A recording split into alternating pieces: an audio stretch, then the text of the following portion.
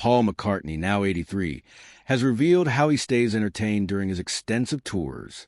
The legendary musician, currently on his Got Back tour across the U.S., with stops in cities like New Orleans, Atlanta, and Nashville, shared that watching movies is his go-to pastime when traveling.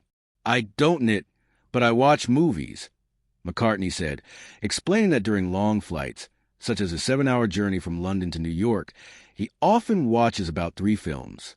In between, he tries to squeeze in a meal.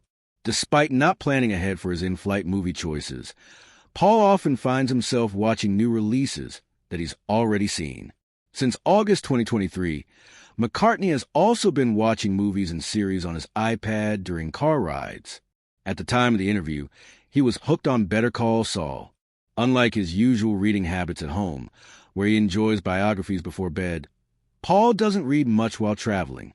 Instead, he prefers watching films and series during his journeys. Paul also humorously shared how his wife, Nancy, often watches exciting series before bed, which sometimes keeps him up due to their thrilling plots.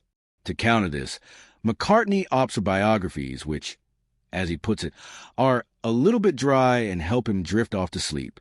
Recently, he finished reading a book on composer Philip Glass, which inspired him to explore some of his lesser-known pieces on Spotify. Music biographies are especially relatable for McCartney, who finds a personal connection to the struggles and triumphs of other legendary musicians. He recently read about Leonard Bernstein and Mozart, saying, "I can relate to them as musicians, without meaning to, I've ended up as one of them." Paul also noted that reading about Mozart's creative challenges made him reflect on his own musical journey. Following the breakup of the Beatles, McCartney went on to form Wings in 1971, a band that included his late wife Linda, Denny Lane, and Denny Saywell.